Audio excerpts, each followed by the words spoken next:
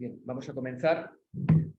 Lo vamos a hacer con la oración de Santo Tomás para pedir la sabiduría. Creador inefable, que de los tesoros de tu sabiduría formaste 3 jerarquías de ángeles y con maravilloso orden las colocaste sobre el cielo empíreo y distribuiste las partes del universo con suma elegancia. Tú que eres la verdadera fuente de luz y sabiduría y el soberano principio, dígnate infundir sobre las tinieblas de nuestros entendimientos un rayo de tu claridad, apartando de nosotros la doble oscuridad en que hemos nacido, el pecado y la ignorancia. Tú que haces elocuentes las lenguas de los niños, instruye nuestras lenguas e infunde en nuestros labios la gracia de tu bendición. Danos agudeza para entender, capacidad para retener, método y facilidad para aprender, sutileza para interpretar y gracia copiosa para hablar. Danos acierto al empezar, dirección al progresar y perfección al terminar. Amén. Sede de la sabiduría, para nosotros. San José y Santo Tomás de Aquino. Bien, muy buenas tardes. Un saludo muy cordial a todos los que siguen este acto presencialmente aquí en el aula del Instituto Santo Tomás en Barcelona y todos aquellos que nos siguen también a distancia desde diversos lugares del mundo. Puede que sea para algunos la primera vez que entran en contacto con nuestra institución. Y muy brevemente les diré que se trata del Instituto Santo Tomás de la Fundación Valmesiana, un instituto que surge como fruto de toda una labor de los que fundaron esta casa, dedicada principalmente al Sagrado Corazón de Jesús, a la infancia espiritual de Santa Teresa del Niño Jesús, y también al estudio de Santo Tomás de Aquino, y también a lo que es la Escuela Tomista de Barcelona, que fundada por el padre Ramón Orlandis y teniendo su máximo representante en Francisco Canals, ha dado como fruto pues esta labor, esta vocación y misión de estudiar y de dar a conocer el pensamiento de Santo Tomás, a quien Canals denominaba doctor encarnacionista. Por eso, nada más apropiado para una escuela tomista que aquella en donde se honra, se da culto al corazón de Cristo en la escuela del camino de la infancia espiritual. Dicho esto, hoy celebramos con gozo la festividad de nuestro santo patrono, Santo Tomás de Aquino. Lo hemos hecho del modo más importante con que se puede celebrar, que es la celebración de la Santa Misa hace un momento, y ahora con un acto académico. Es además un gozo porque en estos tiempos y tantas actividades que han quedado restringidas, hoy nos podemos encontrar de nuevo también en esta sala. El acto lo moderará el padre Xavier Prebosti, de la Hermandad de Hijos de Nuestra Señora del Sagrado Corazón, que ahora hará una breve presentación, además de una obra muy buena al servicio del corazón de Cristo y del estudio de Santo Tomás, y después vendrá la conferencia. Tiene la palabra Mosén Xavier Prebosti. Muchísimas gracias, es un placer y una alegría poder estar aquí, y pues simplemente mi misión es introducir y presentar pues a los ponentes y dar algún aviso también pues importante que tiene relación para todos los amigos de Santo Tomás. Hoy nos reúne aquí pues la conferencia que escucharemos en unos minutos en torno a las 5 vías o 5 claves para entender las 5 vías que impartirá el doctor Agustín Echavarría, seguida de una réplica de Enrique Fernández González, a quien luego presentaremos. Y pues en este contexto de deseo de difundir la verdad y de dar a conocer pues el pensamiento de Santo Tomás para el hombre de hoy, quería también pues mostrarles o anunciarles 2 iniciativas, 2 proyectos que han comenzado recientemente y que creo que pueden ser de interés general tanto para los aquí presentes como para todos aquellos que nos escuchan a través de las redes. En primer lugar, pues el hecho de una nueva colección de libros en torno a la filosofía y la teología de Santo Tomás, que ha comenzado la editorial Ediciones Cor Jesu, con el título de Colección de Estudios Tomistas. Pretende pues, esta colección ir traduciendo obras al castellano, tanto de la colección del Thomistic Institute de Washington, Thomistic Resourcements, y de la Biblioteca de la Revue Thomiste de los Dominicos de Francia, así como también obras propias pues, del ambiente y el contexto de la Escuela Tomista de Barcelona, y en general abierto pues, a publicaciones que tengan relación con el pensamiento de Santo Tomás para el hombre de hoy. Están ya pues, publicadas obras, la edición de Tomás de Aquino, de Francisco Canals Vidal, como obra, pues, como pórtico de esta colección y definición de la línea editorial, y también pues, acaba de salir a la luz la traducción de un libro de Cristología de Thomas White, El Señor Encarnado, que está pues, ya a su disposición. Y también pues, están en previsión, por una parte, pues, libros del famoso filósofo Edward Fesser, también en torno a las 5 vías, que ha traducido aquí nuestro amigo ponente Enric, y que pues, esperemos que para San Jordi pueda salir a la luz. Y también pues, obras tan importantes como Dios el que es, de Tomás Bonino, que pues, por su voluminosidad tardará un poco más, y muchas otras propuestas muy interesantes para todos aquellos amantes de la verdad y que siguen a Santo Tomás. Simplemente digo que están a su disposición ya hoy, por ser Santo Tomás, una oferta tomista de 20 euros cada uno aquí para los que están aquí presentes. Los que no están aquí pues tendrán que adquirirlo a través de la página web de la librería Valmesiana. Y en segundo lugar también decirles que otra iniciativa de difusión del pensamiento de Santo Tomás al servicio de la verdad es la colaboración que nuestro instituto está haciendo con el Thomistic Institute de Roma, dirigido por el mismo Thomas White, que propone pues, hacer en este tiempo de pandemia una serie de charlas online que se difunden pues, para todo el mundo de habla hispana, tanto Hispanoamérica como aquí en España, de una gran difusión con temas de teología natural y antropología. Esta sería en principio la primera, y pues una serie de conferencias que estarán a su disposición, y que todos aquellos pues, que tengan interés les recomiendo que se suscriban a la página web del instituto para recibir toda la información. Y sin más preámbulos, pues presento a los dos ponentes. En primer lugar, pues al doctor Agustín Echavarría, que es doctorado en Navarra y actualmente profesor titular de Teología Natural y de Metafísica y director del Departamento de Filosofía, que además de sus múltiples publicaciones, hace poco también se ha adentrado en el mundo de las redes sociales con un canal en YouTube de teología filosófica. Es muy interesante pues, también que colaboremos nosotros para pues, darle difusión pues, a estas iniciativas. Y en segundo lugar, hacemos ya la presentación también de la réplica del señor Enric Fernández González, que... perdón, Fernández Gel, disculpa. Y que es graduado en Filosofía por la Universidad de Navarra y actualmente está pues, a punto de terminar su doctorado en la Universidad de Barcelona con una tesis sobre los fundamentos metafísicos de la ética aristotélico-tomista, y que también pues, es un conocido youtuber con su famoso canal Adictos a la Filosofía, que pues, de una gran utilidad para la difusión pues, del pensamiento filosófico. Así que sin mayor preámbulo, pues tiene la palabra el doctor Agustín.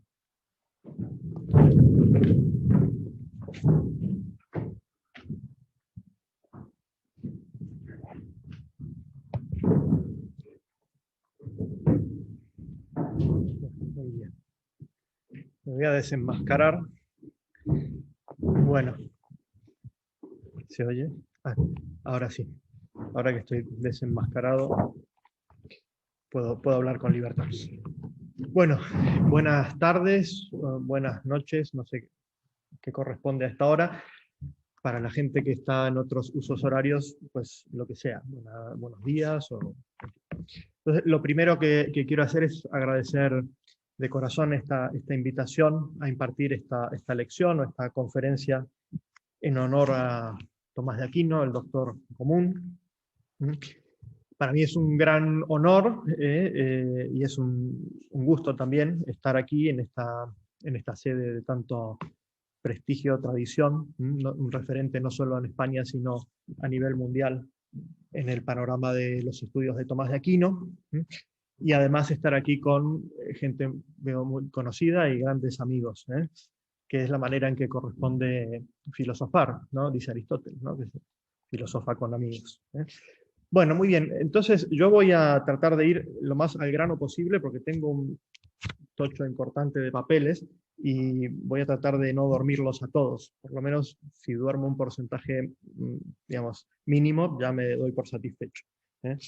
Entonces, el tema de la conferencia es un tema muy conocido, súper conocido, estudiado, debatido, muy discutido, probablemente el más discutido dentro del pensamiento de Tomás de Aquino, que es el famoso tema de las 5 vías para demostrar la existencia de Dios.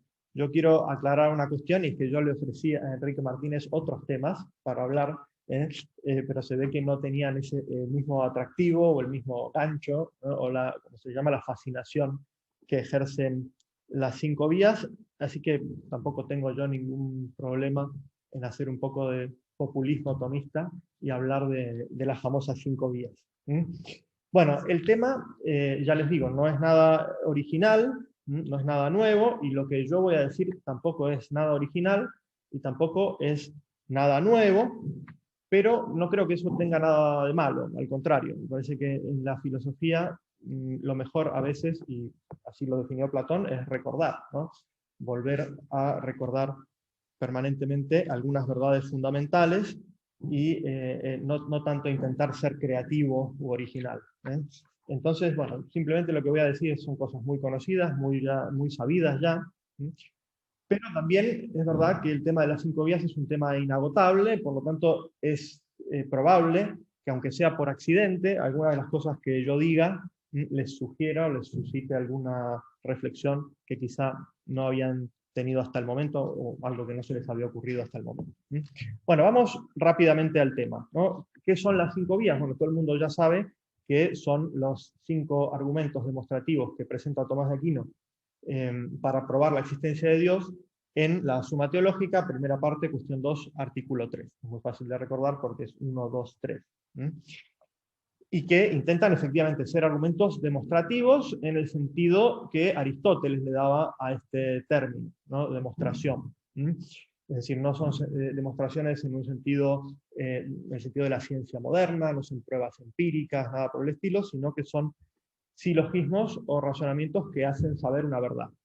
Son razonamientos que pretenden establecer la verdad de su conclusión a partir de premisas que sean verdaderas, primeras, inmediatas, más conocidas y anteriores a la conclusión, que es como define Aristóteles la demostración en sus tratados de lógica.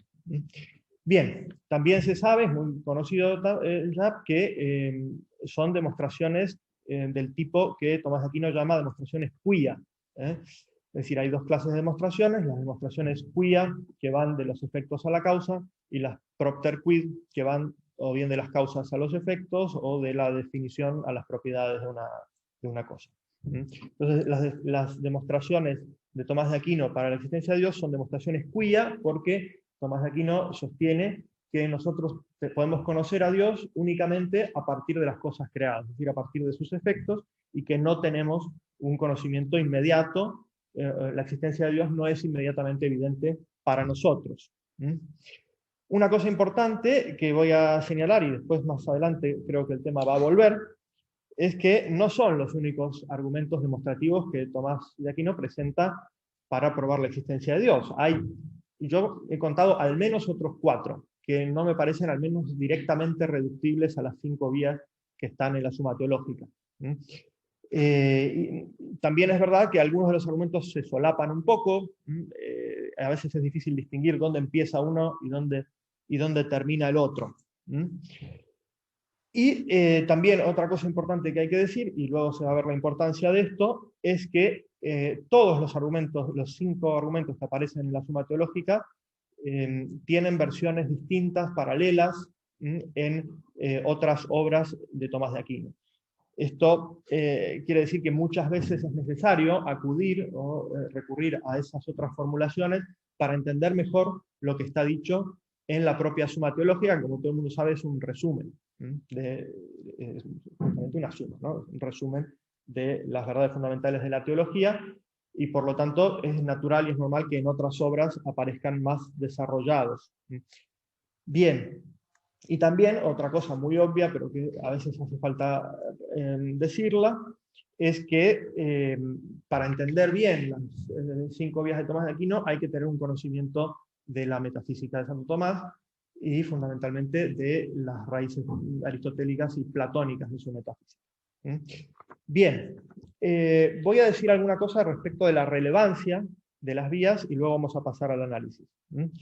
Bien, respecto de la relevancia en el pensamiento mismo de Santo Tomás, hay que decir, aunque parezca muy obvio, que las 5 vías no son ni lo único que escribió Santo Tomás, ni lo más importante que escribió. Digo esto porque cuando uno ve los manuales de historia de la filosofía, las páginas que se dedica a Tomás de Aquino, normalmente se habla únicamente de las 5 vías como si eso fuera lo único o lo más importante, y esto es muy de lamentar porque entonces se pierde toda la riqueza del pensamiento de Tomás de Aquino. Las vías forman parte de, no solamente de una obra fundamental como es la Suma Teológica, en la cual cumplen un papel, pero que luego pues, hay que seguir leyendo, ¿no? Sobre todo hay que leer las cuestiones siguientes para entender que la conclusión a la que llega Tomás de Aquino es efectivamente que lo que existe es Dios y no cualquier otra cosa que uno se pueda imaginar.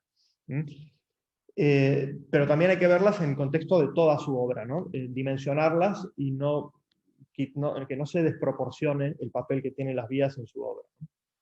Bien, y luego también es respecto de la relevancia de las vías en el contexto de la apologética, es muy importante tener en cuenta que son herramientas que pueden ser efectivamente muy útiles en este terreno, como es lógico, ¿no? En el debate teísmo-ateísmo, si uno entiende bien las vías y las puede formular de manera que se puedan entender para el hombre de hoy, vamos a decir así, y en contextos que no son específicamente los del estudio del pensamiento de Santo Tomás, pueden ser herramientas muy útiles y pueden discutirse su importancia y su eficacia en este terreno, si son mejores o peores que el argumento ontológico, que el argumento Kalam, y este tipo de cosas, discusiones que actualmente se tienen en este terreno.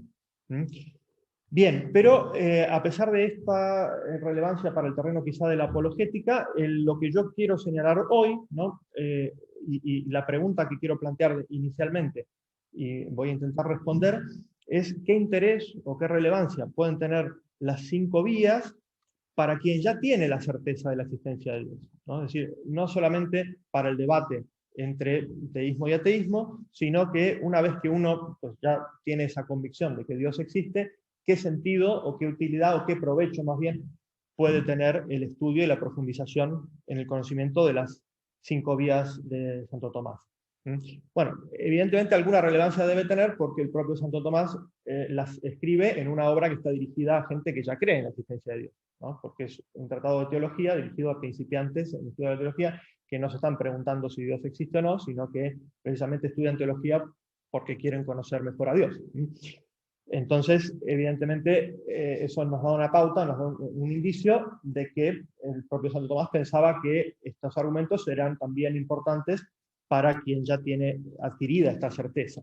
Entonces, lo que yo quiero subrayar, sobre todo, y partiendo sobre todo de mi experiencia docente, lo que voy a explicar aquí es más o menos lo que explico yo en clase sobre este tema. Claro, yo llevo ya unos años, afortunadamente, ¿no? En los que tengo la oportunidad y la ocasión de volver todos los años sobre el estudio de las 5 vías, porque las tengo que explicar a mis estudiantes de filosofía. Y lo que veo es que cada vez que las vuelvo a repasar y a estudiar para explicarlas, es como si las entendiera otra vez de cero, ¿no? Es decir, obviamente uno ya tiene una serie de preconceptos, pero todos los años me pasa que entiendo alguna cosa nueva, alguna cosa que antes no había entendido, ¿no? Y digo, bueno, ahora entendí la primera, ahora entendí la tercera, ahora entendí, y luego al año siguiente, no, ahora la entendí, ¿no? Entonces, esa experiencia que es tan, no sé, curiosa, ¿no? Me hace pensar a mí, ¿no? Reflexionar sobre el carácter metafísico de las vías en el sentido más fundamental, es decir, en un sentido teórico o contemplativo. Las vías son un camino para la contemplación de la realidad, ¿no? Es decir, de la realidad de las criaturas y de la realidad de Dios.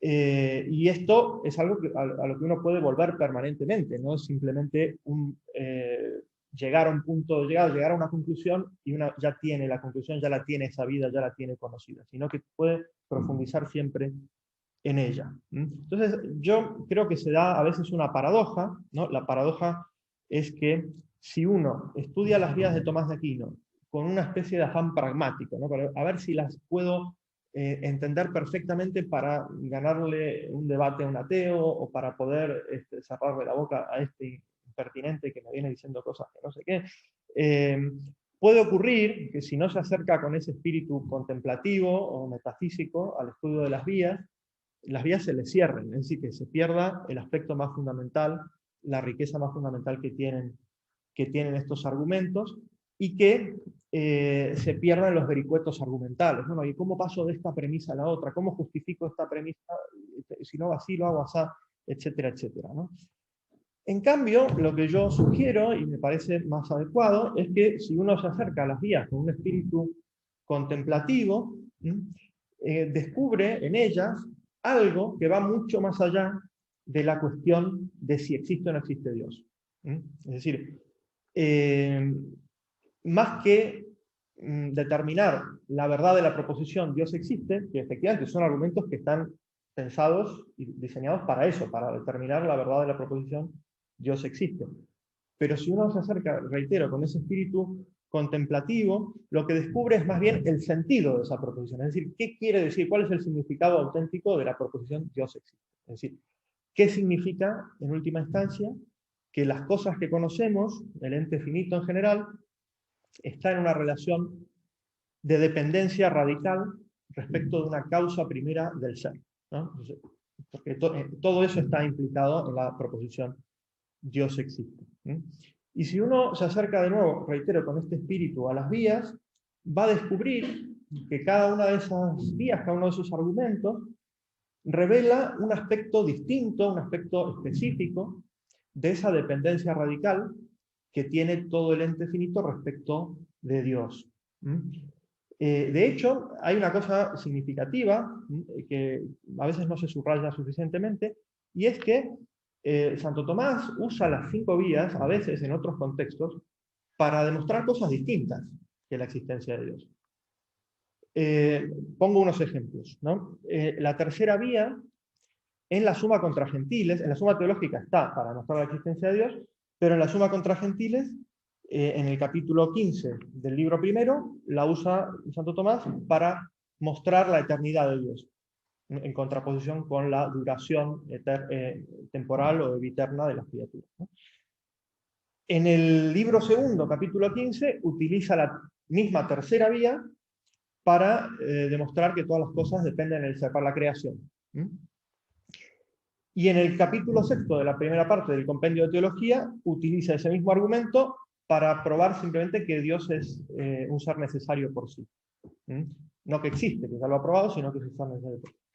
Lo mismo pasa con la cuarta vía. En el de potencia, cuestión 3, artículo 5, Santo Tomás usa 3 formulaciones distintas de la cuarta vía para demostrar que Dios es creador y que las cosas obviamente son creadas, ¿no? Y por ejemplo, en De Veritate, cuestión 5, artículo 2, utiliza la quinta vía para demostrar que Dios es providente y que las cosas son gobernadas por un Dios providente, que también está explícitamente dicho en la quinta, ¿no? En la Suma teológica. Pero lo que quiero decir con esto es que el propio Santo Tomás tampoco parece que identifique estos argumentos simplemente con argumentos para demostrar la existencia de Dios, sino para mostrar, de nuevo, distintos atributos divinos y distintos aspectos de la dependencia que tienen las cosas respecto de Dios, ¿no? Entonces, bien, esto se ve, entonces, en esto se ve lo que yo les señalaba antes, que las vías van más allá del debate teísmo-ateísmo, sino que van a una comprensión más metafísica y más profunda de la realidad de la creación y de la realidad de Dios. Y curiosamente, ¿no? Y esto es una experiencia que yo tengo, pero no sé si todo el mundo la podrá compartir o no, cuando uno se acerca al estudio de las vías con este espíritu más contemplativo y menos pragmático, si se quiere, todas las dificultades argumentales, los problemas de comprensión, los saltos lógicos que a veces se ponen de manifiesto cuando se analiza las vías tal cual literalmente están en la Suma Teológica, pasan a un segundo plano y uno las empieza a ver como dificultades menores frente al núcleo metafísico que contienen esas vías, ¿no? Bueno, entonces esto es hasta ahora la introducción, ¿no? Simplemente, ¿cuál es el propósito de lo que voy a hacer ahora? A ver si lo puedo hacer de manera que no se me duerman todos. Voy a hacer una breve exposición de cada una de las vías, explicarlas mínimamente, y voy a dar 5 claves de lectura, una asociada a cada vía, desde esta perspectiva que les acabo de decir, esta perspectiva metafísica, para ver si, a su vez, ¿no?, adoptando esa perspectiva, podemos superar las aparentes dificultades. Yo voy a mencionar de cada argumento cuáles son en general las dificultades que se ponen más de manifiesto y cómo, si uno las entiende en profundidad, pues esos problemas desaparecen. Bueno, muy bien. Voy a tomar aire y agua porque ya, si no, no voy a poder continuar. Bueno, vamos con la primera vía.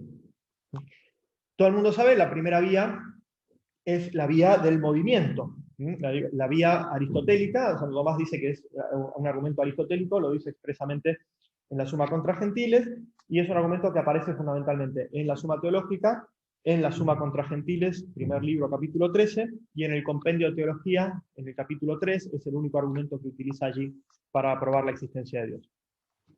Breve resumen del argumento, como todo el mundo sabe, parte de que hay cosas en el mundo que se mueven o que son movidas, ¿no? Aliqua moveri, al estar en voz media, se puede traducir como se mueven o son movidas, hay discusión sobre eso, pero no voy a hablar del tema. Y esto consta en los sentidos, es decir, consta en los sentidos que hay cosas que se mueven, se aplica el principio de causalidad a este punto de partida, todo lo que se mueve o todo lo que es movido por otro. No se puede ir al infinito en la cadena de motores movidos, es decir, si aquello que mueve a su vez es movido, puede que sea movido que él mismo sea primer motor o que a su vez sea movido por otro, pero no podemos ir al infinito, por lo tanto se concluye directamente la existencia de un primer motor inmóvil, que es lo que todos llaman Dios. La premisa segunda del argumento, el principio de causalidad, todo lo que se mueve es movido por otro, lo justifica Santo Tomás explicando el movimiento en términos de acto y potencia, es decir, de paso de la potencia al acto. Dice, mover es pasar de la potencia al acto. Esto se puede interpretar en dos sentidos diferentes, ¿no? Se puede interpretar simplemente que lo que está queriendo decir es que el movimiento es una instancia particular de algo más universal, que es la actualización de una potencia. Es decir, el movimiento en sentido estricto es lo que Aristóteles llama kinesis, Santo Tomás mutatio, motus, o a veces usa distintos términos, que es el cambio accidental, no solo respecto del lugar, sino de la cantidad o de la cualidad, etc. ¿no? Entonces, eso es una instancia particular de algo más universal, que es el pasaje de la potencia al acto o la actualización de una potencia. Entonces, ese puede ser un sentido en que se interprete esto que dice Santo Tomás, mover es pasar de la potencia al acto. En otro sentido, se puede pensar que el movimiento en sentido amplio es toda actualización de una potencia, es decir, que podemos llamar también movimiento a aquellas actualizaciones de potencias que se dan sin kinesis, es decir, que se dan sin sucesión, que se dan de manera instantánea y que se dan como actos perfectos, ¿no? Porque el movimiento, como todo el mundo sabe, para Aristóteles es acto imperfecto, ¿no? Bien, en cualquiera de los dos casos está claro que lo que está en el punto de partida, es decir, el movimiento entendido como kinesis en sentido aristotélico, el movimiento que comparece a lo sensible en los sentidos, es un caso particular de un principio más universal, o de algo más universal, que es que todo lo que tiene algún tipo de actualidad recibida en una potencia, la tiene recibida de otro. Bien, eso es lo que hace Santo Tomás para justificar la premisa 2 y explica cómo nada que está en potencia puede darse a sí mismo la actualidad que no tiene, etc. ¿no? A su vez, la premisa tercera, que es aquella que postula la imposibilidad del regreso al infinito en el orden de los motores movidos, ¿no?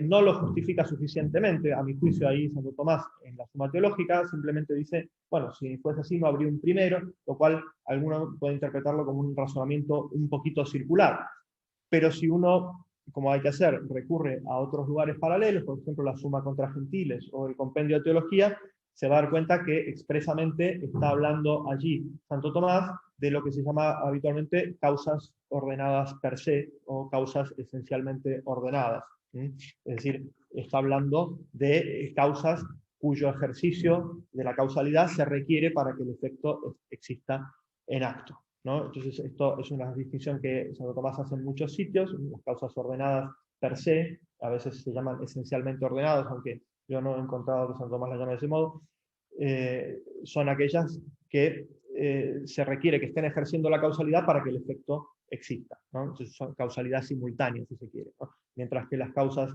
accidentalmente ordenadas son aquellas que, aunque han ejercido su causalidad en algún momento, pues ahora no se requiere el ejercicio de esa causalidad para que el efecto siga existiendo, ¿no? En la Suma contra Gentiles, en el Compendio de Teología, Santo Tomás expresamente dice que se trata de causas ordenadas. Entonces ahí se soluciona ese asunto, porque es evidente que en ese tipo de causalidad no se puede ir al infinito, ¿no? Porque no puede haber un conjunto de causas que sean todas ellas causas causadas o causas instrumentales, ¿no? Lo propio de las causas ordenadas es que su causalidad es transitiva, es decir, solamente la pueden ejercer en la medida en que la reciben. Y eso evidentemente no puede darse en un infinito, ¿no? Bueno, entonces, y de ahí se pasa directamente a la conclusión, el primer motor es lo que todos llaman Dios. Bueno, entonces, este fue un breve resumen del argumento. ¿Qué dificultades hay o cuáles son las dificultades más habituales que se presentan a este argumento? Bueno, hay, a mi juicio, que sean relevantes dos, ¿no? Una es el problema de lo que se suele llamar habitualmente la unificación de las ramas causales. Entonces hay que fijarse que el argumento parte de instancias particulares de movimiento, ¿no? Cuando dice todo lo que se mueve, ¿no? Omne quod movetur, avalio movetur, todo lo que se mueve, hay que entender el todo en un sentido distributivo, es decir, cada cosa que se mueve es movida por otra. No está hablando del todo del movimiento o del movimiento del conjunto de las cosas que nosotros vemos, etcétera, etcétera, sino que para cada instancia particular de movimiento nosotros tenemos que postular que tiene que haber una causa y si a su vez esa es causada, etcétera, etcétera, continuamos la línea y llegamos a un primer motor. Pero la pregunta es, ¿qué nos garantiza que el primer motor al que llegamos a partir de cualquier instancia particular de movimiento es un único primer motor? O no puede haber muchos primeros motores correspondientes a distintas líneas causales, ¿no? Ese es el problema principal que se presenta, ¿no? Es decir, ¿qué garantiza que las cadenas causales se unifican en un punto, en un primer motor que es causa universal de todo el movimiento de todas las cosas, ¿no? Eso no está expresamente dicho en el argumento, ¿no? Y el otro problema quizá es menos específico de esta vía, pero es un problema también, que es, bueno, supongamos que podamos unificar las ramas causales y que lleguemos a un primer motor que sea causa universal de todo el movimiento.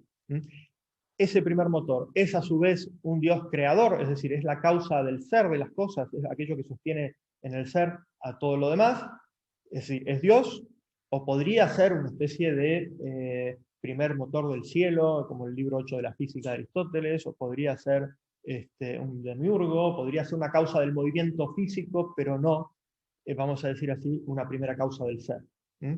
Bueno, entonces esas son las dos preguntas fundamentales que uno se puede plantear en este argumento, y la clave, a mi juicio, la voy a dar muy rápido, ¿no? Bueno, si puedo, es tratar de mostrar o tratar de entender que solamente puede ser la causa primera del movimiento aquello que sea causa primera de toda otra actualidad. Es decir, que la actualidad del movimiento depende de otros tipos de actualidad y que en última instancia el primer motor no es solo primer motor, sino que es un acto puro que causa todo otro acto. La actualidad no solo del movimiento, sino de todos los actos en los cuales el movimiento está sustentado, ¿no? Bueno, esa es la clave para mí fundamental. ¿Y cómo podemos visualizar esto? Bueno, yo creo que de dos maneras, o mediante dos pasos que son relativamente sencillos. Uno es tener en cuenta un principio que yo no lo encontré explicitado en Santo Tomás, sí lo encontré explicitado en otros autores no muy afines a Santo Tomás, como Duns Scoto y demás, pero yo creo que implícitamente se podría decir que está, y es que cuando hablamos de las causas esencialmente ordenadas o causas ordenadas per se, de las cuales la causa posterior depende de la anterior para causar, hay siempre una jerarquía ontológica, es decir, la causa que se sitúa en un eslabón más fundamental respecto de la causalidad es ontológicamente más fundamental, es decir, es una causa más universal y más radical, etcétera, etcétera, ¿no? Es decir, que los eslabones de la cadena, vamos a decir así, no están en el mismo plano ontológico, sino que a medida que ascendemos en la cadena, ascendemos a un plano de causalidad más radical y más universal. Entonces, esto yo creo que, claro, en la causalidad accidental puede haber distintas causas que estén en un mismo plano ontológico, y por eso se puede ir al infinito, ¿no? Yo puedo usar infinitos martillos para clavar un mismo clavo, o un perro puede engendrar otro perro, y otro perro, y otro perro, y al infinito, o pueden haber existido infinitos perros en el pasado, si aceptamos la eternidad del mundo, ¿no? Pero cuando hablamos de la causalidad esencialmente ordenada, o la causalidad per se, las causas anteriores son más fundamentales, ¿no? En el plano del ser. Bueno, ¿cómo podemos visualizar esto? Bueno, el segundo paso es entender que la cadena se puede recorrer materialmente, vamos a decir así, ¿no? Que si uno toma el ejemplo mismo que da Santo Tomás en la primera vía, que es el ejemplo que pone siempre que habla de las causas per se ordenadas. Es decir, cuando Santo Tomás habla en todos los sitios que yo he encontrado de las causas ordenadas per se, pone precisamente el ejemplo que está en la primera vía, que es el de la piedra que es movida por el bastón, que es movida por la mano. Bien, entonces uno puede decir, bueno, es un mero ejemplo y lo dejamos ahí. Yo creo que no es tan solo un mero ejemplo. Si uno piensa cómo continuaría la cadena, ¿no? Materialmente, es decir, ¿qué causas hay entre la piedra y Dios? Si uno lo plantea de esta manera, se va a dar cuenta que es imposible ir al infinito y que tiene que haber una primera causa no solo del movimiento, sino del ser. ¿Por qué? Bueno, porque pensemos, ¿no? La piedra es movida, ella sola es movida y no mueve, ¿no? Entonces, tenemos ahí el último efecto, vamos a decir. El bastón es movido y mueve, entonces, aunque no es ontológicamente más radical ni más fundamental que la piedra, sí que desde el punto de vista de la causalidad que ejerce, ¿no? Es una causa anterior al efecto último. La mano mueve el bastón. La mano, ¿no?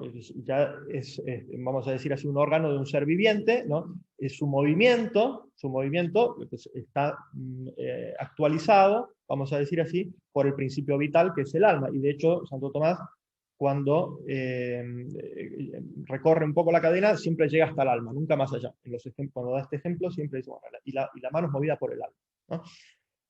Bien. Ahí ya claramente estamos en otro plano de actualidad y otro nivel ontológico. Podríamos incluir en el medio otro eslabón intermedio que sería la operación. La operación, supongamos, de la voluntad, ¿no? Yo muevo, si no soy un mono que mueve ¿no? Soy un hombre, tengo voluntad, pero el mono movería con su apetito, lo que fuera. Y fíjense que si pasamos ya de la mano, ¿no? En la piedra, el bastón y la mano, tenemos todavía kínesis en sentido aristotélico, movimiento, pero ya la operación de la voluntad no es kínesis, es una actualización que se da de modo inmediato, instantáneo, ¿no? Y es un tipo de acto perfecto, inmanente. A su vez, la operación de la voluntad no es un acto puro, sino que es actualizada por la forma sustancial, ahí sí podemos llegar al alma, ¿no? La forma, y lo dice Santo Tomás expresamente por todos lados, es el principio de todas las operaciones, ¿no? Es el principio, y uno puede decir, no solamente formal, es decir, porque las operaciones y las cualidades son causas instrumentales respecto de la forma, eso lo dice expresamente Santo Tomás en muchos sitios. Es el agente el que actúa a través de su forma y a través de sus cualidades, pero la forma está en esa cadena a título de causa eficiente, no solo de causa formal. Y la forma, a su vez, y el sujeto mismo que tiene esa forma, no son acto puro, sino que dependen, su actualidad depende de la actualidad más radical, que es la del acto de ser. Por lo tanto, aquí tenemos una cadena de causas causadas o de actos actualizados, vamos a decir así, que concluyen necesariamente en que tiene que haber un acto puro, que es causa de toda la actualidad de todo lo demás, porque es causa del acto de ser. El acto de ser es actualiza la forma actualiza la operación actualiza el movimiento, y ahí tenemos la cadena completa, ¿no? La cadena se puede recorrer. Esto, cuando yo me di cuenta de esto, es como eureka, porque Kant y otros nos hacen creer que no. Es decir, Kant dice en un momento, bueno, la cadena, de cualquier punto de la cadena se puede pasar al primer motor y eso es arbitrario, ¿no? O a la primera causa y eso es arbitrario. No es así. Si uno entiende la naturaleza de la causalidad subordinada, puede recorrer la cadena y llegar al acto puro. Entonces, y si ven, en cada eslabón nos vamos situando en un plano de causalidad más radical, más fundamental y más universal. La causalidad de la operación es más fundamental que la del movimiento particular, la de la forma es más universal que la de la operación, la del acto de ser es causalidad universalísima, ¿no? Bien, lo dije todo muy rápido, pero la idea es esa, ¿no? Entonces, lo que tenemos es planos de actos actualizados, ¿no? Es decir, una cadena de actos actualizados que llega, en última instancia, a un actualizador primero, que es Dios, ¿no? Y esto da respuesta a los dos problemas que habíamos planteado, porque, por un lado, se unifican las cadenas causales en una única causa primera, porque si ascendemos en universalidad en el plano causal, llegamos a la causalidad universalísima del ser, por lo tanto, todas las cadenas y todas las líneas causales se unifican en una primera causa, y por otro lado, está clarísimo que es la causa primera y universal del ser, y no solo del movimiento, y siendo la causa universal del ser, es causa de toda otra actualidad, y por lo tanto es la causa primera también del movimiento. Bien, entonces, concluyendo este recorrido por la primera vía, el movimiento del que parte la vía no es más que una instancia particular de actualización de una potencia, que a su vez está sustentada en instancias de actualización que corresponden a unos planos de composición acto-potencial más radicales y más fundamentales. Ahora, si entendemos esto así, vemos que la vía nos muestra un aspecto particular de la dependencia causal de las cosas respecto de Dios, que es su composición acto-potencial, ¿no? Es decir, el tener una actualidad recibida en una potencia es una condición que afecta a todo ente finito en cuanto tal, es una especie de rasgo trascendental del ente finito. Todo lo finito está compuesto de acto y potencia y tiene por lo tanto alguna actualidad recibida. Y el movimiento es el punto de partida para descubrir ese rasgo que afecta a todo el ente finito, ¿no? Es decir, su composición acto-potencial y su dependencia de un acto primero, un acto puro. De hecho, uno podría partir, el argumento podría partir de cualquiera de los otros eslabones de la cadena, podría partir del movimiento vital, podría partir de la forma, o podría partir directamente del acto de ser, aunque ya no se distinguiría de la cuarta vía, ¿no? Entonces, ahí es donde lo propio del argumento de la primera vía es partir del movimiento para mostrar esa cuestión que es la composición acto-potencial de todo ente finito. Bueno, muy bien. Con esto termino la primera vía. ¿Están vivos todavía? Bien. Vamos entonces a la segunda. La segunda vía es aquella que toma como punto de partida las causas eficientes que encontramos en la realidad, y es una vía que está formulada en pocos lugares, ¿no? Yo solamente conozco la formulación de la suma teológica y de la suma contra gentiles. Si alguno conoce otra, me avisa, porque yo son las únicas que he podido conocer y analizar, y son casi idénticas, prácticamente no hay diferencia entre las dos. Bueno, breve resumen. Hay en la realidad un orden de causas eficientes, ¿no? El punto de partida es que hay causas, hay un orden de causas eficientes. Principio de causalidad. No es posible que algo sea causa de sí mismo. Está formulado inversamente, está, al revés el principio, en forma negativa. No es posible que algo sea causa de sí mismo. Habría que darlo vuelta, ahora vamos a intentar darlo vuelta. Tercero, no es posible ir al infinito en el orden de las causas eficientes, o de las causas que reciben su causalidad, etcétera, etcétera. Por lo tanto, hay una primera causa eficiente, que es lo que todos llaman Dios, ¿no? Es un poco más clara y directa que la primera vía, pero el problema que se presenta es que no sabemos bien, o no se ve bien a simple vista, en qué se distingue una de otra, ¿no? O sea, la pregunta es, ¿qué es lo distintivo de la segunda vía respecto de la primera? Son muy parecidas una a la otra. Entonces, la diferencia fundamental, a mi juicio, es el punto de partida, precisamente, ¿no?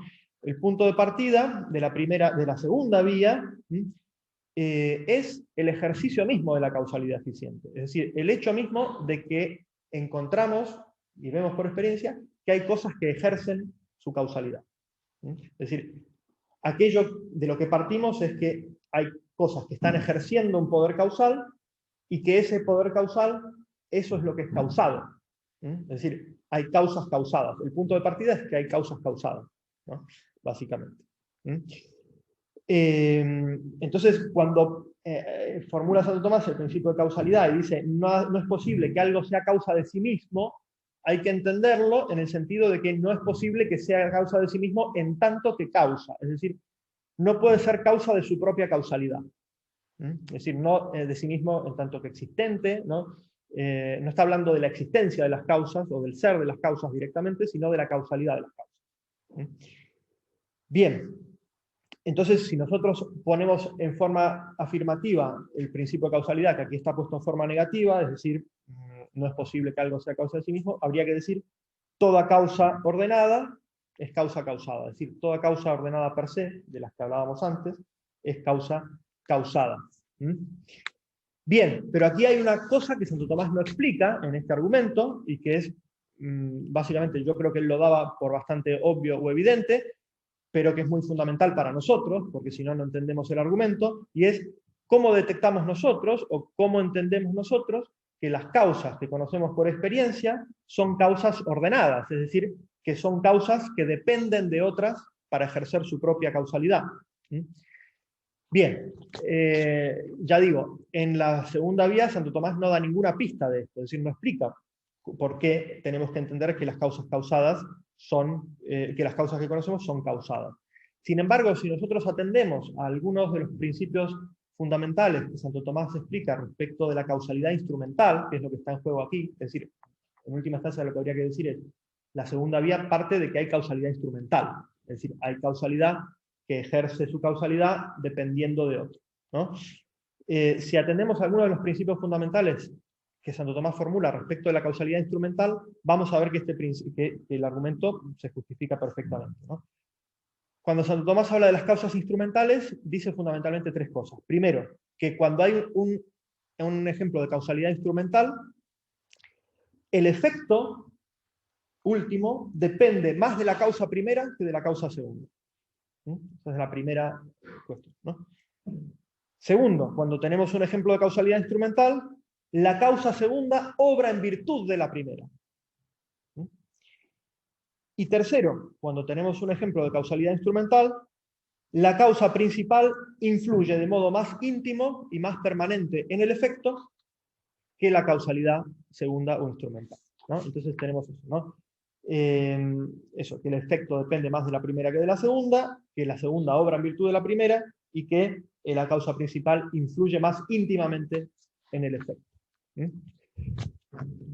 Tengo unos textos de Santo Tomás aquí que no voy a leer porque si no nos morimos todos en el intento. Bien, ¿de esto qué se sigue? Que cuando nosotros presenciamos o detectamos un ejemplo de causalidad instrumental, tiene que haber algo en el efecto de esa causa que no sea reductible a esa causa, ¿no? De la misma manera que cuando yo hago una escultura o un dibujo, ¿no? El efecto no es reductible al lápiz o no es reductible al cincel, ¿no? Esos son ejemplos clarísimos de causalidad instrumental. Entonces, ¿eso qué quiere decir? Cuando yo tengo un ejemplo de una causa que no puede explicar la totalidad del efecto, sino solo un aspecto parcial de ese efecto, aquel aspecto que depende de su propio modo de ser, ¿no? El lápiz puede explicar que el dibujo esté hecho de un determinado color o de un determinado material, pero no puede explicar el dibujo, ¿no? porque cada causa según su forma, según su modo de ser, y comunica a su efecto algo según su modo de ser, ¿no? Todo agente obra algo semejante así, ¿no? De tal manera que cuando nosotros detectamos que en las causas que nosotros conocemos hay algo en el efecto que no es reductible a la causa inmediata, estamos ante un ejemplo de causalidad instrumental, es decir, de causalidad subordinada, de causalidad, ¿cómo se dice?, segunda. Bien, y para hacerlo corto y breve, ¿qué es lo que nosotros encontramos en las cosas? Fundamentalmente, que no es reductible a las causas que nosotros conocemos, pues aquello que hay de más íntimo, más radical y más principal, que es justamente su acto de ser, ¿no? Es decir, las causas que nosotros conocemos pueden explicar formalidades parciales de los efectos que producen, ¿no? Que tenga tal o cual forma, o que tenga tal sustancial o accidental, etcétera, etcétera, pero no pueden explicar fundamentalmente que tengan el ser. Eso muestra que las causas eficientes que nosotros conocemos son causas instrumentales, y que por lo tanto dependen de una causalidad principal para actuar. De ahí ya se fluye naturalmente a la conclusión, y se llega a la conclusión de que hay una causa primera, no solo de la causalidad de las causas segundas, sino una causa primera del ser de las causas segundas y del ser de los efectos, ¿no? De tal manera que llegamos efectivamente a Dios como causa primera del ser, que es a lo que hay que llegar justamente. Bien. Entonces, ¿cuál es el rasgo aquí, para terminar con la segunda vía? ¿Cuál es el rasgo aquí de dependencia que encontramos en los efectos y que nos permite encontrar esa relación peculiar que establece esta vía de las criaturas respecto de Dios? Que entendemos que todo ente finito ejerce un tipo de causalidad, es decir, todo cuanto es ejerce un tipo de causalidad, y el ente finito, todo ente finito, ejerce algún tipo de causalidad según su propia forma, pero es siempre una causalidad participada, una causalidad recibida, una causalidad segunda, una causalidad instrumental. Entonces, esta vía lo que nos revela, o lo que nos permite entender, es la relación de lo creado con Dios, en tanto que causa primera y causa segunda, ¿no? La relación que hay entre las criaturas y el Creador como causa primera y causa segunda. Bien, terminé la segunda vía. Respiramos, tomo un poco de agua, y vamos a la tercera, que es la más difícil de todas, así que prepárense, que Heavy Metal va a hacer. Bueno, muy bien. Entonces, la tercera vía tiene, a mi entender, solamente 4 formulaciones, 2 que están en la Suma contra Gentiles, una está en el Compendio de Teología, y la formulación más conocida, que es la de la Suma Teológica, y se toma de lo posible y lo necesario. Santo Tomás empieza diciendo, se toma de lo posible y lo necesario. Esto es muy importante porque la consideración del argumento parte de las dos cosas, no solo de lo posible, entendido como contingente, sino de lo posible y lo necesario. ¿Por qué esto es relevante? Porque entonces la tercera vía no es un argumento a contingentia mundi, es decir, que parte de la contingencia del mundo y llega a un ser necesario por sí directamente, no es un argumento cosmológico, no es un argumento que toma lo contingente como equivalente o coextensivo con creado. Es decir, para Santo Tomás no todo lo creado es contingente, vamos a decir, ¿no? No es un argumento entonces de tipo cosmológico. Bien, hay muchas definiciones en la obra de Santo Tomás sobre qué es posible y qué es necesario, ¿no? Pero vamos a tomar las que son más adecuadas para entender al argumento, ¿no? Entonces el argumento lo que viene a decir es que lo posible es aquello que no está determinado por naturaleza ni a ser ni a no ser. No es el posible absoluto, es decir, lo no contradictorio, aquello que no implica contradicción, etcétera, etcétera, sino lo que en su propia naturaleza tiene potencia para ser o tiene potencia para no ser. Y esto se identifica, según Santo Tomás, con lo corruptible, es decir, con lo que está compuesto de materia y forma. Y lo necesario es, a su vez, aquello que por naturaleza solo está determinado a ser, es decir, que no tiene potencia para corromperse, no tiene composición de materia y forma. Bien, no es lo necesario en sentido absoluto, que eso solamente es Dios, ¿no? Bueno, muy bien. Entonces, de lo que parte este argumento es que hay 2 clases de sustancias creadas. Hay sustancias creadas compuestas de materia y forma, y hay sustancias creadas que no están compuestas de materia y forma, sino que están compuestas únicamente de esencia y ser, ¿no? Bien, voy a resumir la tercera vía porque me dicen que tengo poco tiempo, ¿no? Entonces, básicamente la tercera vía tiene 2 partes, ¿no? La primera parte lo que busca establecer partiendo de que hay cosas que son posibles de ser no seres y que son generables y corruptibles, lo que busca establecer es que no puede ser que solo exista este tipo de cosas, sino que tiene que al menos existir algo que sea necesario, es decir, algo que sea incorruptible. Y una vez que se establece que hay algo que es incorruptible, se muestra que si eso que es incorruptible depende a su vez en su ser de otro, entonces tiene que haber algo que sea absolutamente necesario por sí. No ya incorruptible, ¿no?, sino que sea necesario en sentido absoluto porque no tiene su ser recibido. Hay diferencias importantes entre la formulación de la suma teológica y las formulaciones que aparecen en la suma contra gentiles, en las diferencias en las que no voy a entrar aquí, ¿no? Entonces, simplemente lo que quiero señalar es que cuál es la clave metafísica del argumento, ¿no? La clave metafísica del argumento es que lo posible y lo necesario, ser corruptible y ser incorruptible, ser posible y ser necesario, son para Santo Tomás diferencias que afectan al ente creado. Es decir, el ente finito en cuanto tal se divide en necesario y posible, o necesario y contingente, lo llama él a veces, ¿no? Y Dios, si es causa primera, tiene que ser causa primera de lo posible y de lo contingente, ¿no?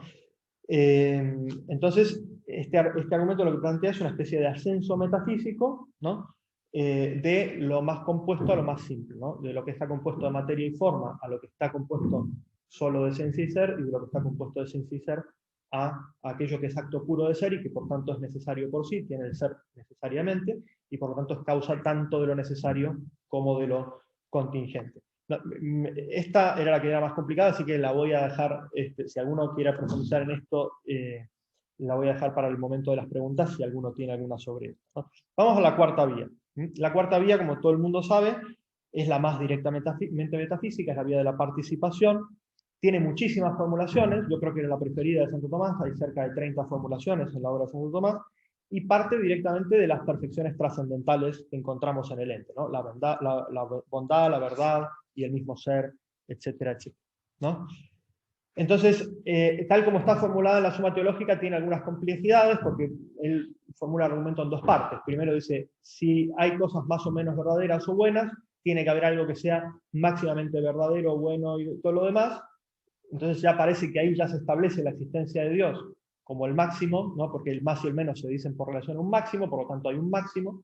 Y a continuación, la segunda parte dice, bueno, eso que es máximamente verdadero y bueno, es también máximamente ente, y por lo tanto es causa del ser para todos los demás, ¿no? Por lo tanto, parece que el principio de causalidad es un añadido extrínseco al argumento, y de hecho en la suma contra gentiles no aparece esa segunda parte del argumento, y por eso muchos creen que este argumento es una especie de lapsus platónico que comete Santo Tomás, ¿no? De que, bueno, llega a una especie de forma del bien o forma de la verdad, pero que es una especie de ejemplar que podría ser meramente mental y no tendría por qué existir en la realidad, respecto del cual nosotros medimos el más y el menos en las otras cosas, ¿no? Entonces, yo lo que digo, para entender este argumento, lo mejor es leer el libro de Ángel Luis González, Ser y Participación, donde lo explica perfectamente, y lo segundo mejor es, después de haber leído ese libro, ir a las formulaciones que hace Santo Tomás en otras obras, especialmente en De Potencia y en el prólogo del comentario al Evangelio según San Juan, donde se ve que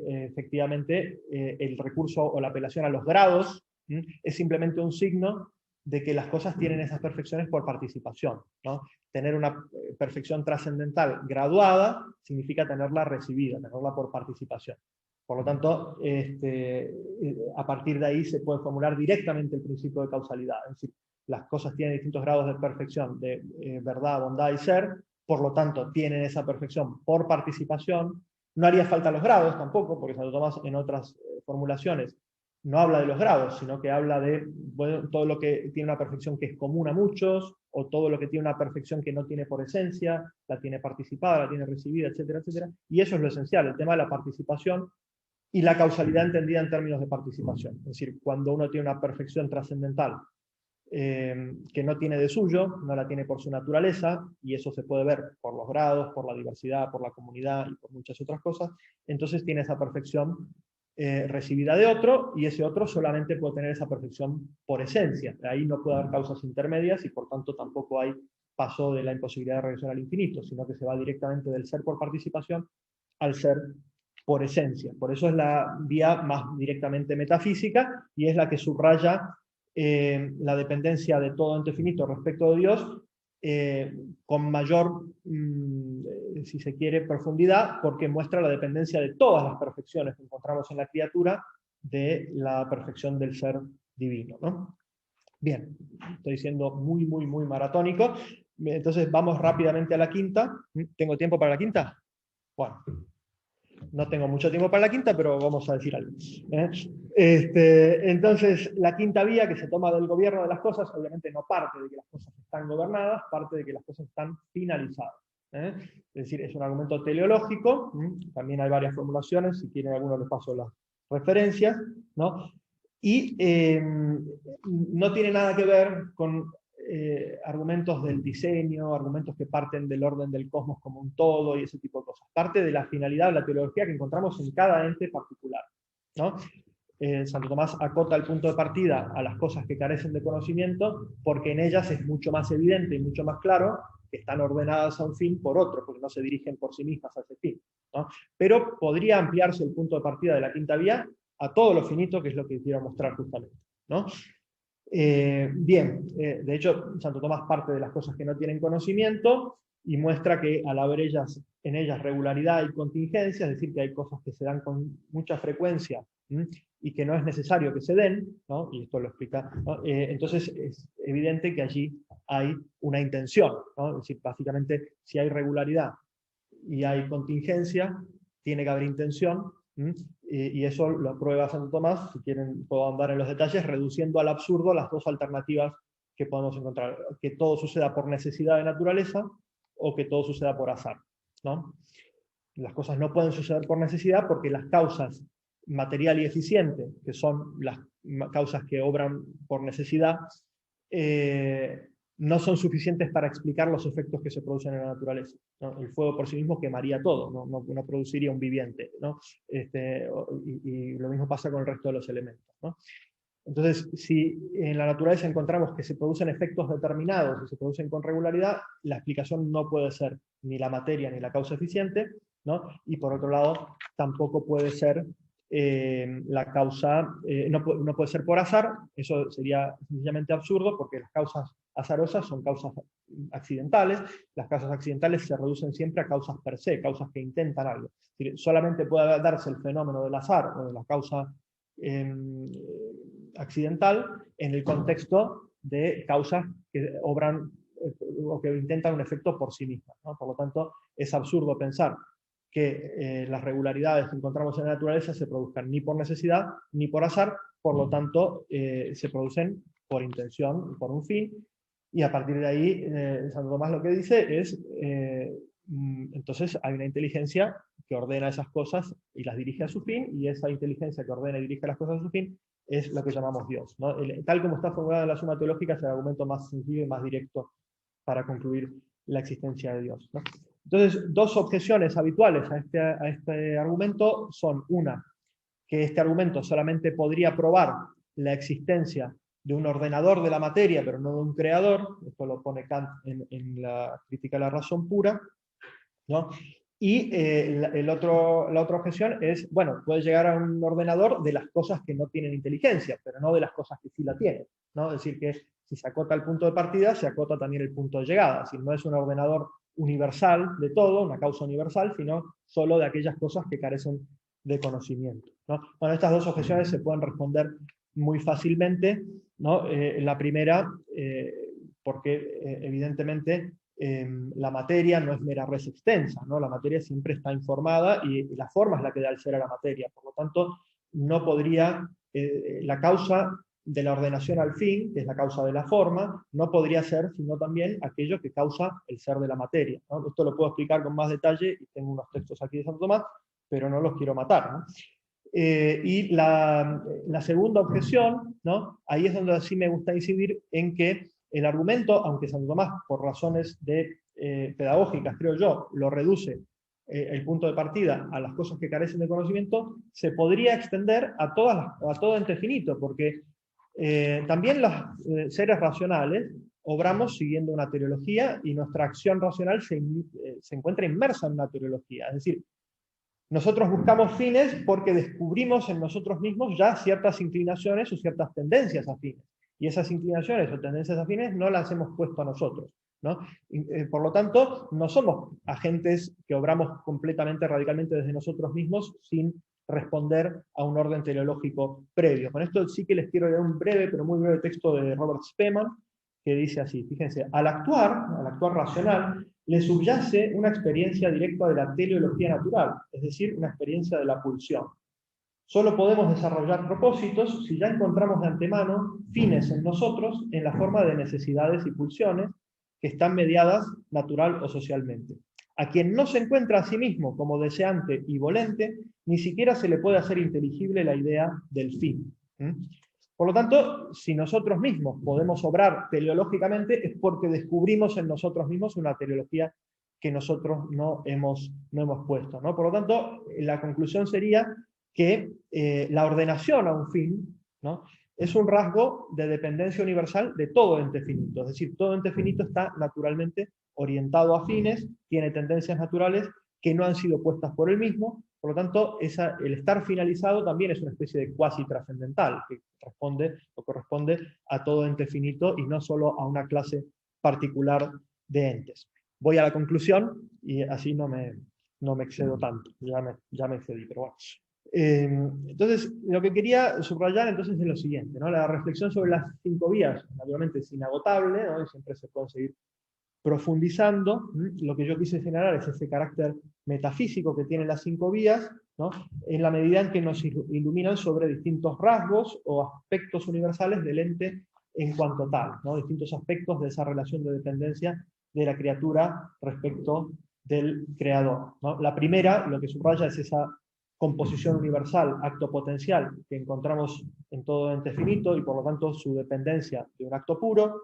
La segunda, lo que subraya es el carácter secundario o instrumental de toda causalidad eficiente finita y por lo tanto su dependencia de una causa primera.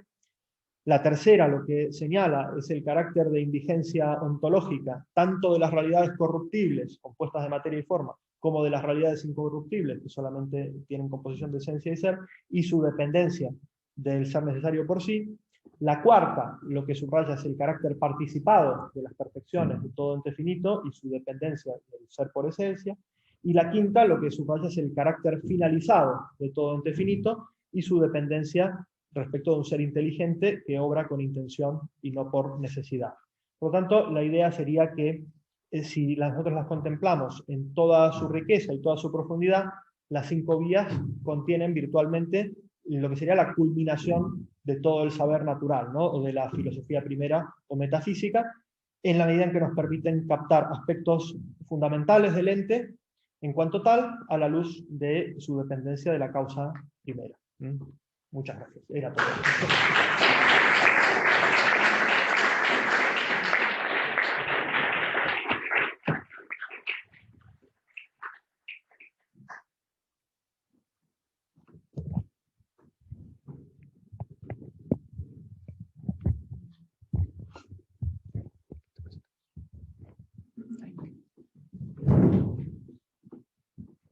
Hola a todo el mundo. Antes de empezar, quería agradecer al Instituto, a Enrique, a Xavi y a Lucas por haberme invitado, porque la verdad es que estoy muy honrado de compartir mesa con Agustín, que fue profesor mío en la Universidad de Navarra. Me dio 2 asignaturas, ontología y el problema del mal, que ya que hemos hablado de Platón, pues esta conferencia me ha generado mucha reminiscencia de esas clases, que recuerdo con mucho cariño. Y si entonces me hubieran dicho que 6 años después, porque han pasado 6 años, estaría pues eso, haciendo una réplica a una conferencia suya sobre las 5 vías, no me lo hubiera creído. Si se lo hubieran dicho a él, a lo mejor se hubiera alegrado de haberme puesto tan buena nota, ¿no? Pero bueno, por suerte a mí me han dicho que tampoco, no se trata tanto de que yo vaya a buscarle pegas a la conferencia de Agustín, sino que intente plantear temas o preguntas o líneas de investigación para expandir un poquito sobre lo que ya se ha dicho, o para que ustedes puedan, pues hoy ya no, porque ya se va haciendo tarde, pero quizás mañana o en los próximos días seguir investigando por vuestra cuenta acerca de este tema tan apasionante de las 5 vías, ¿no? Y digo por suerte porque si tuviera que buscarle pegas a lo que Agustín ha expuesto, tendría que ponerle mucha imaginación, porque la verdad es que estoy muy de acuerdo con todo lo que has puesto y ha caracterizado muy bien la que es mi experiencia con las 5 vías. Yo creo que como todo el mundo, o como la mayoría de la gente, mi primer contacto con las 5 vías no fue muy espectacular, que digamos, pero a medida que he ido como profundizando en ellas y profundizando en la filosofía de Tomás, pues la riqueza que he ido descubriendo, la riqueza filosófica, las intuiciones metafísicas acerca de la realidad que he ido descubriendo en ellas, pues, son increíbles, ¿no? De hecho, el otro día hablábamos con Agustín sobre la primera vía y yo le decía, es que es increíble la de metafísica que hay detrás de 5 líneas de texto, ¿no? Entonces, por eso digo que por suerte no tengo que hacer eso, ¿no? Entonces, simplemente voy a plantear 3 preguntas o 3 puntos de partida para que la investigación o vuestra investigación o vuestro pensamiento acerca de este tema pueda seguir profundizando, ¿no? Y la primera es una pregunta que creo que todo el mundo se habrá hecho, que es ¿por qué 5 vías? ¿Por qué no más? ¿Por qué no 7? ¿Por qué no 8? ¿Por qué 5 vías? ¿Es que Tomás no quería, digamos, abusar de espacio? ¿O es que para él hay 5 y solo 5 vías para demostrar la existencia de Dios? Fijaos, en la edición que yo tengo de la Suma Teológica de la BAC, se puede leer lo siguiente, abro cita, de la precedente exposición que acaban de hacer, han explicado un poquito las 5 vías, de la precedente exposición claramente se desprende que Santo Tomás ha abarcado con su comprensiva mirada todos los distintos puntos desde donde la razón humana puede elevarse hacia Dios. No hay, pues, ni puede haber sexta vía. Cuantos argumentos se aducen fuera de las clásicas 5 vías o no son demostrativas, o si tienen algún valor es en tanto y porque no son otra cosa que aspectos parciales de algunas de las 5 vías. Fin de la cita. La explicación que dan es que el ser creado se puede considerar de 2 maneras, en tanto que existe o en tanto que se mueve o cambia, ¿no? Pero claro, el movimiento tiene 3 términos. El móvil, la cosa que se mueve, que es de donde parte la primera vía, el motor, el que causa el movimiento, que es de donde parte la segunda vía, y la direccionalidad o el término, el fin del movimiento, que es de donde partiría la quinta. Y luego, considerando el ser creado en tanto que existe, dicen, se puede considerar su existencia simpliciter, su ser, que es de donde parte la cuarta vía, o se puede considerar su duración, la duración de su existencia, que es de donde parte la tercera vía, como nos ha explicado Agustín, ¿no? Entonces, y ya está, y no habría más, ¿no? Esos serían como todos los puntos de partida metafísicos desde los que la mente humana se puede elevar hacia la existencia de Dios. Pero claro, si, como nos ha dicho Agustín, Tomás en otras obras tiene esbozos de argumentos distintos, algunos de los cuales a primera vista no parece que se puedan reducir a ninguna de las 5 vías, pues eso despierta la pregunta, ¿no? ¿Por qué no los incluyó Tomás en la Suma Teológica? ¿Y qué otras intuiciones, si de las 5 vías hemos sacado tanta riqueza filosófica, qué otras intuiciones metafísicas podríamos sacar de esos otros argumentos si intentáramos profundizar en ellos o incluso desarrollarlos para darles una forma un poquito más elaborada y potente, ¿no? Esa sería mi primera pregunta. La segunda pregunta, bueno, más que pregunta, el segundo tema es que hay una objeción muy reciente a las 5 vías que creo que cualquiera que quiera profundizar en ellas o intentar entenderlas a fondo tiene que considerar, que es la de la inercia existencial. La verdad es que es una tesis que tiene un nombre muy bien buscado porque significa justamente eso, como que hay al menos algunas cosas en el mundo que existen por inercia. Es decir, que una vez empiezan a existir, seguirán existiendo de modo inercial, a menos que alguna otra cosa actúe positivamente para destruirlos. Es decir, que habría cosas que existen sin necesidad, cosas, digamos, de nuestra experiencia cotidiana, ¿no? Que existen sin necesidad de que haya una causa que las esté sosteniendo en el ser. Claro, esto choca de manera frontal con las 5 vías, porque justamente la conclusión de las 5 vías es que existe una causa divina que es la que está dando el ser continuamente a las cosas de nuestra experiencia. Por tanto, si la inercia existencial es posible, es una posibilidad metafísica, eso implica que las 5 vías de algún modo no son demostrativas, no son correctas, y al revés, si las 5 vías son correctas y demostrativas, eso implica que la inercia existencial desde un punto de vista metafísico tiene que ser imposible. Por tanto, segunda pregunta, ¿qué hacemos con esta tesis o de qué manera intentamos responderla? Para los interesados, además de lo que pueda decir Agustín, pues podéis consultar el artículo Existential Inertia and the Five Ways de Edward Feser o el magnífico libro Aquinas' Way to God de Gavin Kerr, que es bueno, yo creo que es una exposición de otro de estos argumentos periféricos de Tomás que está sobre el ser y la esencia, pero que tocan temas que están muy relacionados con las 5 vías. Por último, quiero comentar una cosa de la quinta vía que a mí me tiene personalmente muy intrigado. Y es que en la quinta vía podríamos considerar que tiene 2 premisas clave, que son, primero, que hay seres que se mueven por un fin, ¿no? Es decir, que la causa final aristotélica, lo que Aristóteles denominó la causa final, tiene realidad, que la finalidad es un rasgo real del mundo natural. Esa sería como la primera premisa. Y luego la segunda es que ningún ser natural puede moverse por un fin, a no ser que sea dirigido a ese fin por un ser inteligente, que en último término tiene que ser el intelecto divino, ¿no? Y a mí me pasa una cosa que por experiencia encuentro que la gente normalmente encuentra muy intuitiva y evidente la segunda premisa, ¿no? Diciendo sí, efectivamente, si las cosas se movieran intencionadamente por un fin, pues eso es que tiene que existir Dios que los haya orientado así. Pero en cambio lo que hacen es negar la primera premisa, ¿no? Y entonces decir, no, pero es que la causa final no existe, es ilusoria, la ciencia ya ha demostrado que no sé qué, que si Darwin, que si la física no apela a causas finales, perdón. Es que me emociono. Pues a mí me pasa al revés, justo al revés. Yo la primera premisa, la realidad de la causa final, la encuentro evidentísima y creo que cualquiera que esté un poquito familiarizado con Aristóteles o que tenga cierta inclinación aristotélica le va a pasar lo mismo. Pero en cambio, la que me parece menos evidente es la segunda. Y lo que me sorprende es que a Tomás da la sensación de que la segunda le parecía evidentísima, porque al menos para la primera da un pequeño argumento en la primera vía, pero es que a la segunda simplemente la afirma sin más, ¿no? Da el ejemplo del arquero y la flecha, pero ya está, no da ningún argumento positivo para defender esa premisa, ¿no? Entonces, mi tercera pregunta es justo esa, saliéndonos quizás un poquito del espíritu contemplativo que comentaba Agustín, yendo un poco a lo pragmático, ¿no? ¿Cómo justificar esa premisa, ¿no? Porque hasta donde sé, también Tomás, en otras partes de su corpus, tampoco parece que dar ningún argumento explícito a favor de esa premisa, ¿no?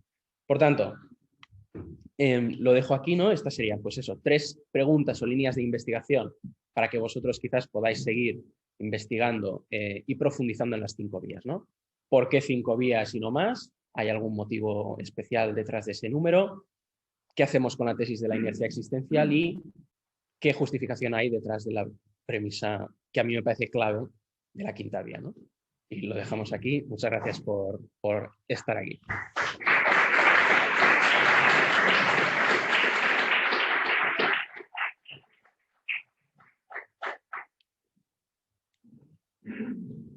Bueno, muchas gracias, Enrique. Para mí también es un honor tener un exalumno tan ilustre,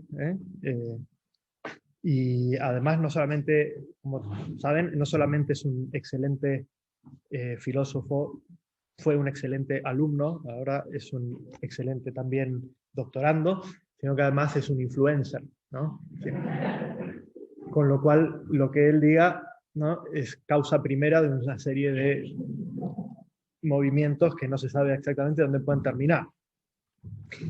Bueno, gracias, Enrique. Esto es, como podrán imaginarse, hay un poquito de armonía preestablecida, porque yo no me iba a arriesgar a que las preguntas me pillaran un poco... para que me pillara desprevenido el tema, ¿no? Entonces tengo un poquito preparado algo, y has omitido la pregunta más difícil, te agradezco.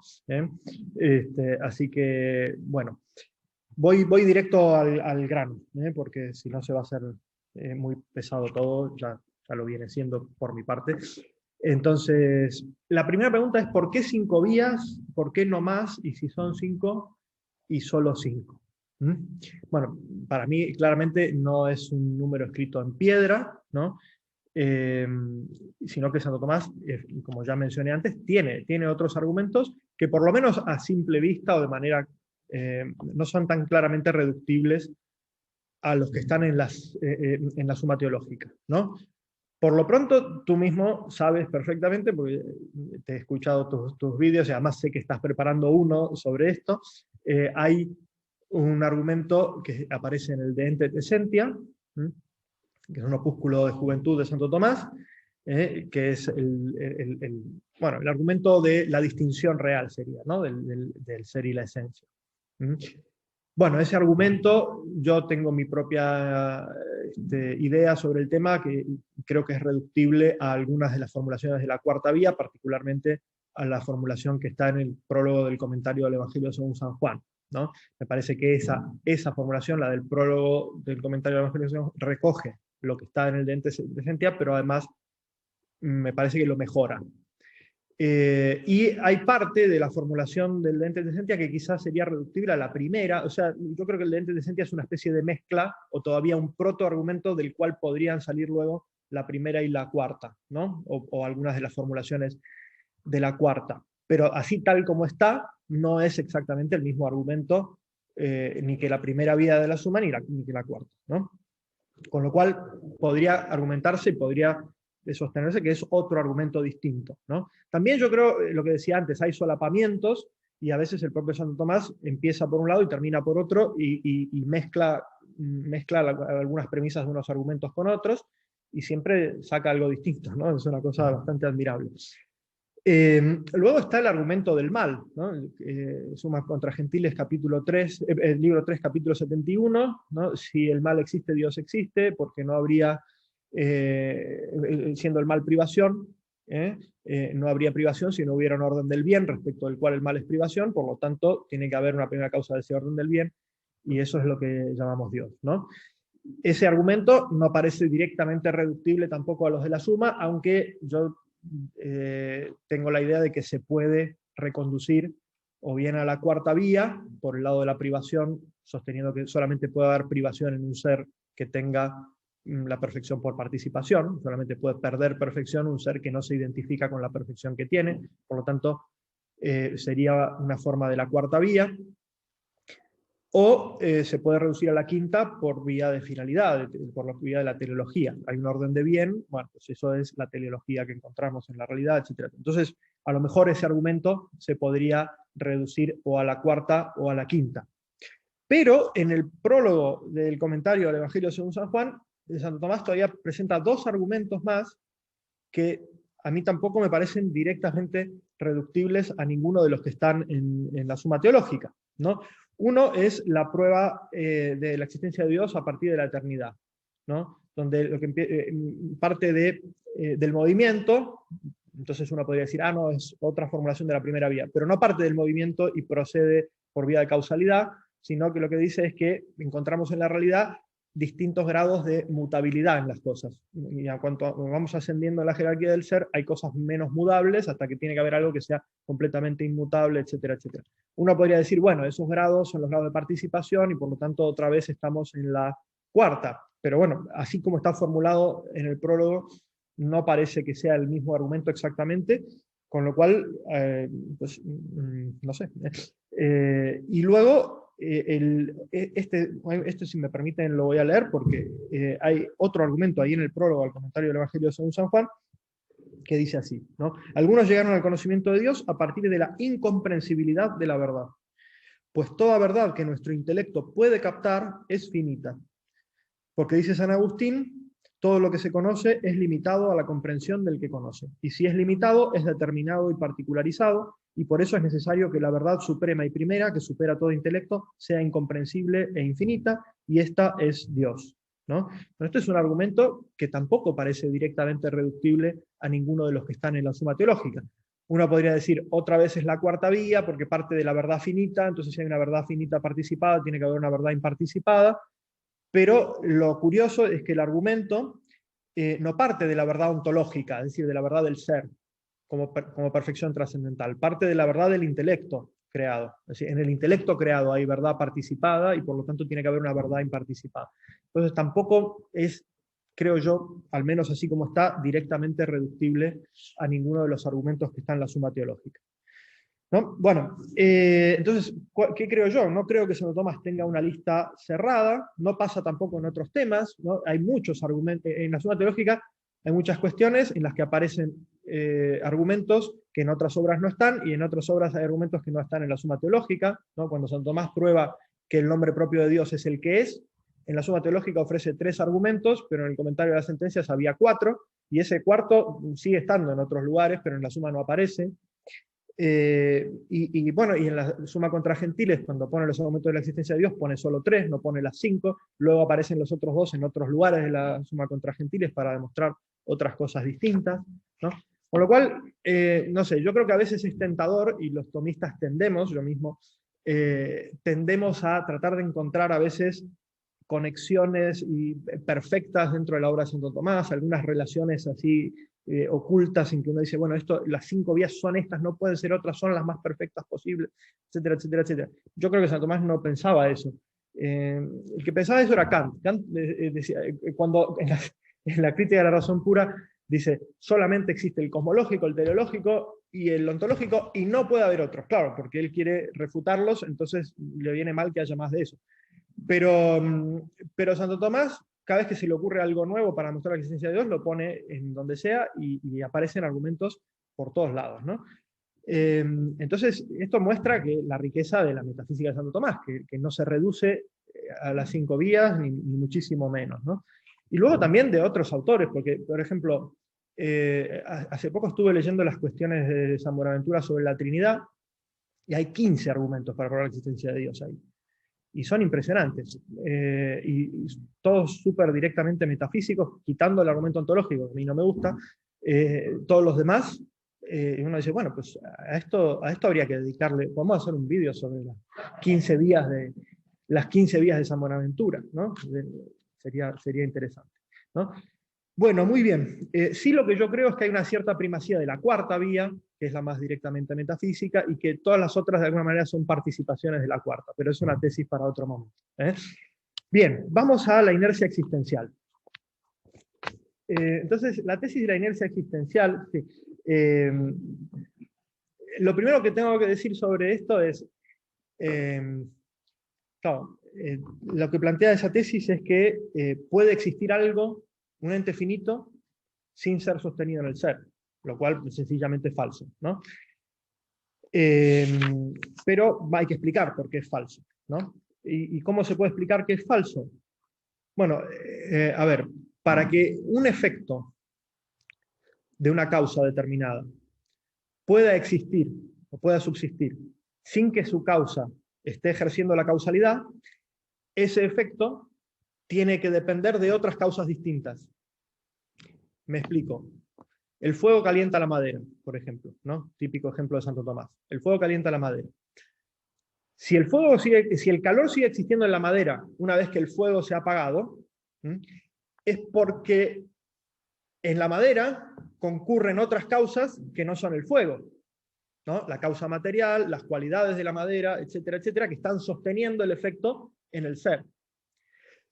Pero cuando un efecto, ¿no?, depende de la causa, de tal manera que no hay ninguna otra causa que concurra a producir ese efecto, una vez que cesa la causa, cesa el efecto. O si la causa no causa, el efecto no puede subsistir.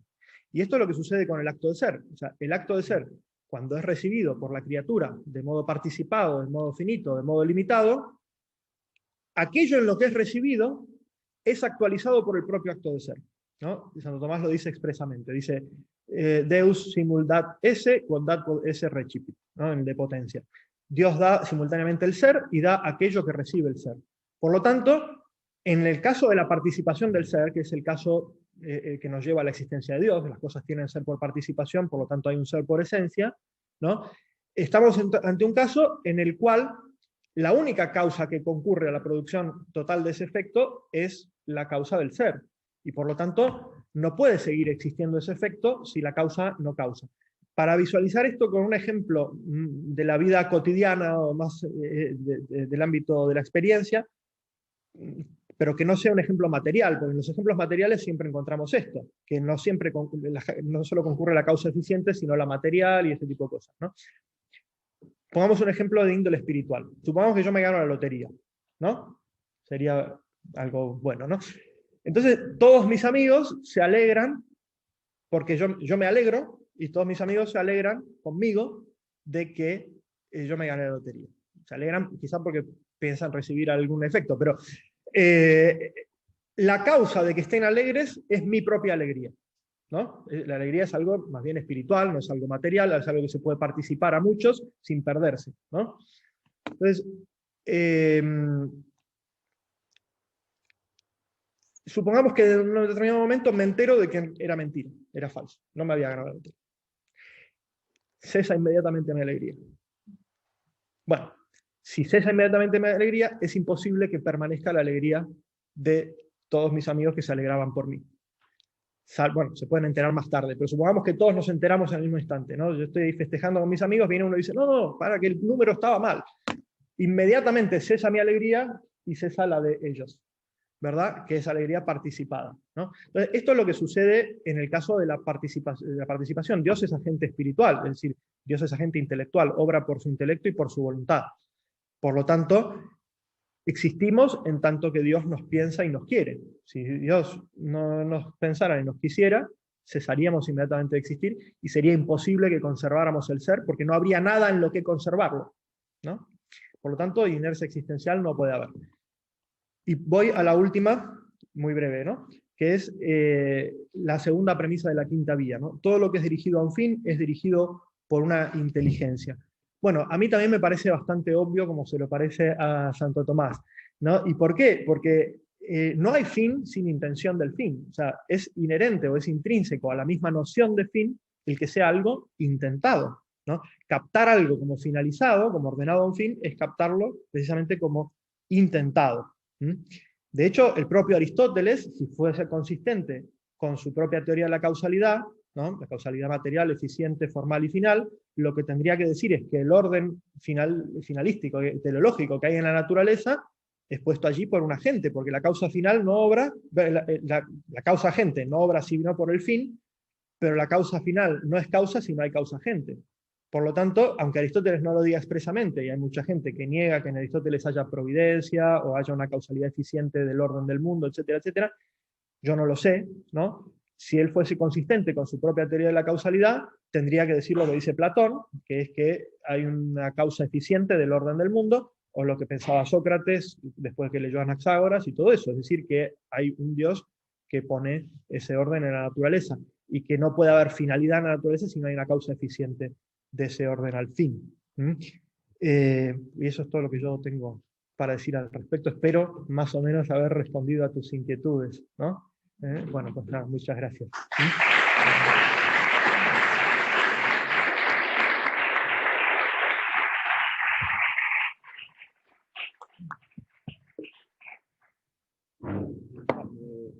Me pongo la máscara, me enmascaro.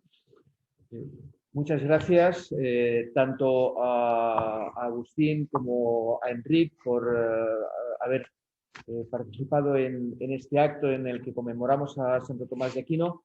Muchas gracias a todos por su asistencia y quedamos emplazados para las diferentes actividades que quedan para este curso, como pueden ser los cursos que comenzarán dentro de 2 semanas, los cursos correspondientes al segundo semestre sobre el origen del hombre, sobre el misterio de la Trinidad y sobre el bien común, así como esas conferencias que el padre Xavier Prevost nos explicaba hace un rato, pues que se organizarán para los próximos meses, y también una conferencia de clausura del curso que Dios mediante impartirá, esperemos que las circunstancias permitan que pueda venir, el padre Alain Contat sobre la metafísica de Báñez y de Cayetano. Eso será a final de curso, también con el deseo de que en el mes de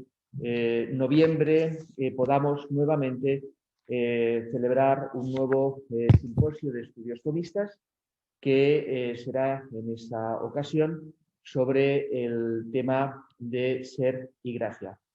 Pues muchas gracias a todos y hasta la próxima.